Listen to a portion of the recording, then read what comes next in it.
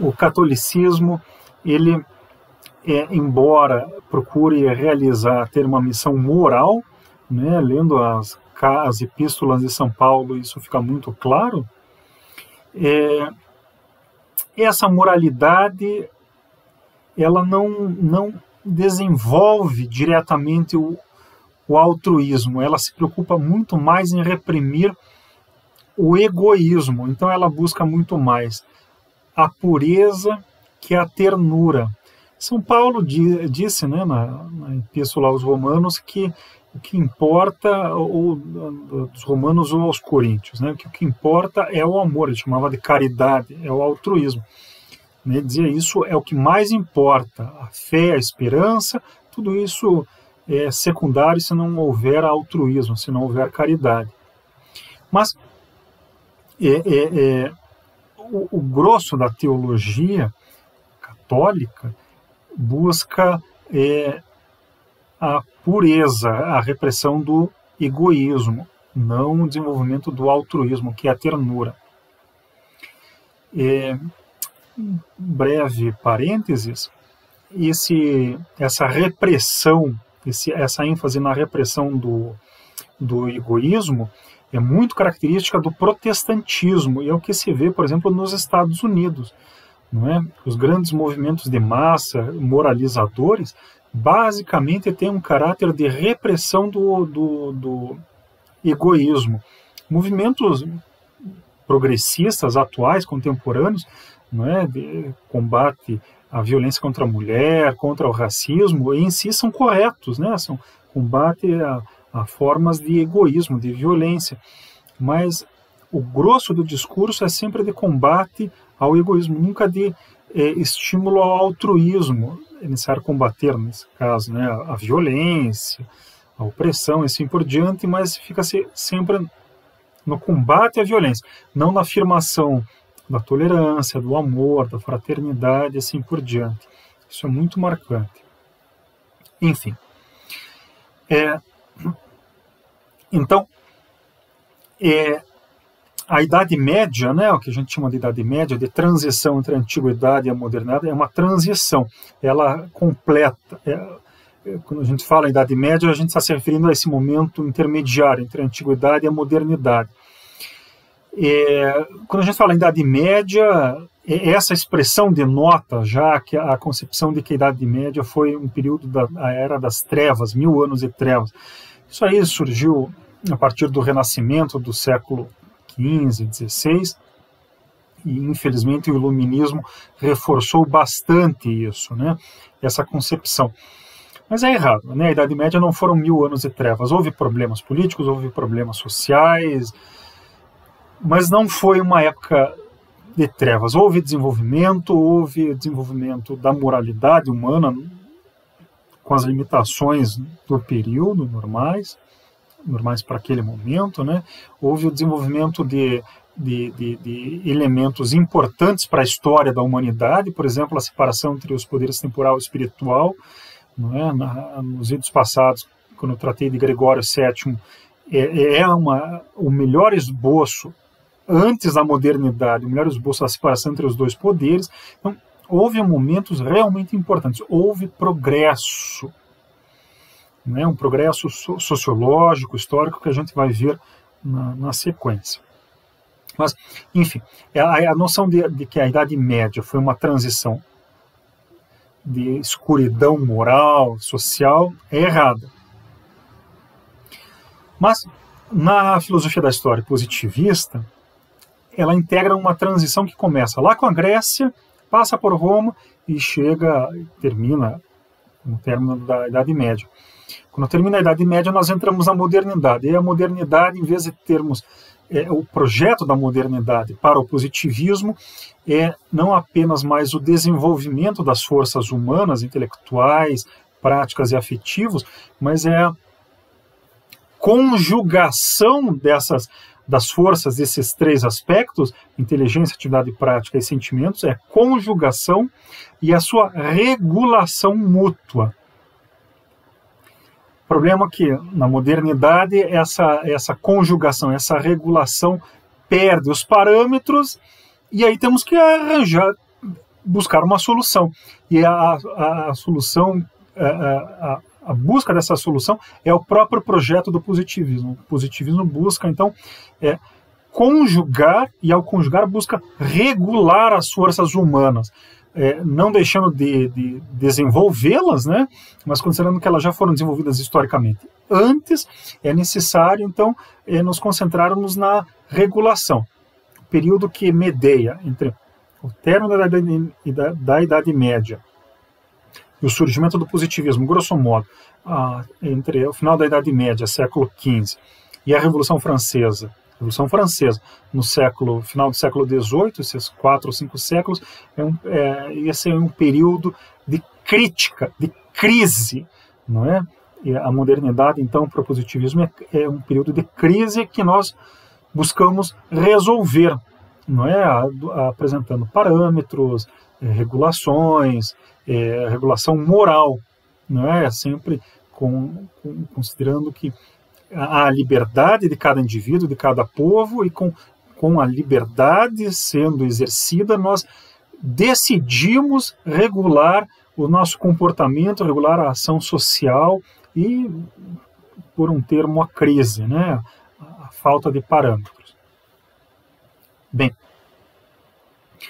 como comentamos, então, a modernidade é crítica. A modernidade padece de falta de parâmetros. A Idade Média tinha parâmetros. O catolicismo dava alguns e o feudalismo dava outros. O feudalismo não é, ao contrário do que muitas vezes a gente ouve falar, o feudalismo não era uma anarquia em que os pequenos feudos ficavam competindo entre si. Havia competição entre eles, mas hoje em dia, na época das soberanias regidas, organizadas, não é, pela ONU, pela Organização das Nações Unidas. Na Idade Média havia os vários feudos, mas eles mantinham entre si relações de hierarquia. Essa hierarquia era dada pelo título de nobreza do nobre que chefiava, que mandava em cada feudo. Então havia um imperador, os marqueses. O imperador era o grande chefe de toda a Europa. Isso teria sido fundado por Carlos Magno no ano 800, né, na noite de Natal do ano 800. Havia o imperador, submetido a ele havia os marqueses, responsáveis pelas marcas, os condes, responsáveis pelos condados, os barões, os viscondes abaixo dos condes, e assim por diante. Havia uma hierarquia, cada um se submetia ao outro. E não apenas havia essa hierarquia política, mas havia relações mútuas de dependência e de responsabilidade. Quem estava acima, o senhor feudal que estava acima de um outro senhor feudal, quem estava acima tinha a responsabilidade de prestar defesa, prestar auxílio a quem estava abaixo. Quem estava abaixo, inversamente, tinha o dever de prestar auxílio militar para quem estava acima. Auxílio militar, auxílio político, auxílio econômico, auxílio de trabalho e assim por diante. Então, havia uma regulação das relações sociais nesse período. Isso é importante notar. Isso por um lado. Por outro lado, durante a Idade Média, ao longo da Idade Média, graças a concepções em parte míticas, em parte literárias, mas em parte pelo desenvolvimento verdadeiro, sincero dos valores da cavalaria, dos valores cavalheirescos, de honra, de responsabilidade, de abnegação, de trabalho e de esforços em prol dos demais, em particular em prol dos mais fracos. A ideia da cavalaria valeu. Claro, não começou lá no século V, VI, mas na época de Carlos Magno e após Carlos Magno, isso aconteceu de verdade. É legítimo, foi legítimo. A gente lê no Dom Quixote uma sátira, né? Dom Quixote é do século XVI, após a Batalha de Lepanto de 1572. A gente vê no Dom Quixote uma sátira às regras cavalheirescas. Bem, se no século XVI era mais ou menos motivo de piada, no século IX não era. Aliás, para Dom Quixote, aquelas regras eram verdadeiras, eram legítimas. E o trágico do Dom Quixote é que aquelas regras belíssimas, corretas em si mesmas, acabam não encontrando um ambiente social que as aceitasse e as apoiasse, que as amparasse. Bem, novamente, se no século XVI, quando foi publicado o Quixote, elas não tinham um ambiente social para valer, 4 séculos antes, no século XII, havia esse ambiente social. E isso é importante. Bem, fiz essa grande introdução, né, já comentando as características do feudalismo, para indicar que, enfim, não foi uma anarquia, havia regras, foram importantes, houve o desenvolvimento de elementos, vejam, políticos e morais importantes, que são elementos dignos de respeito, de admiração e, adaptadas para a nossa época, dignos de emulação, não é de imitação, né, porque é um pouco difícil termos uma cavalaria, né, sairmos por aí montados em cavalos, mas isso não nos exime da responsabilidade de quem for mais forte ajudar os mais fracos. Sempre ser cordial, ser cortês, são valores imperenes, né, e morredouros. Os sétimos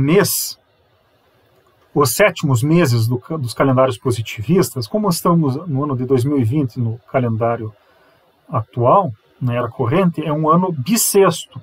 Então, o sétimo mês começaria no dia 17 de junho e terminaria em 14 de julho. 14 de julho, comemoração da Revolução Francesa, que estamos agora há pouco, né?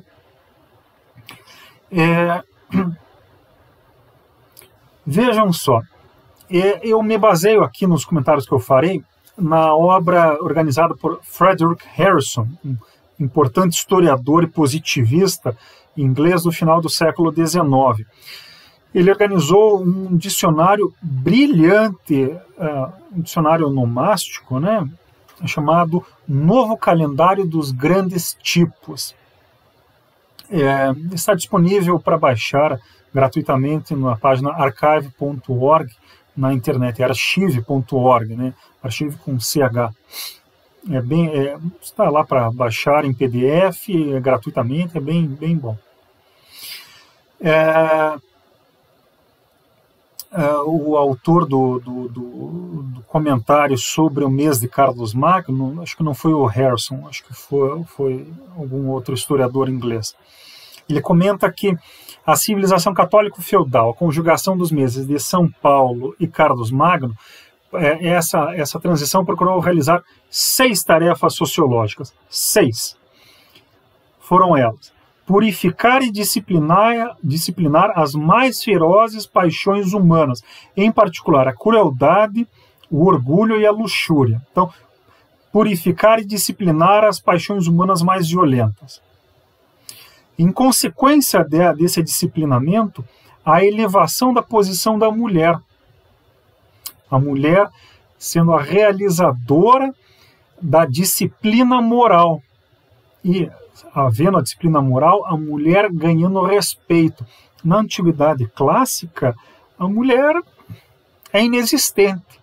Na história romana, por exemplo, a primeira vez que nós ouvimos falar de uma mulher com dignidade pública, foi quando Júlio César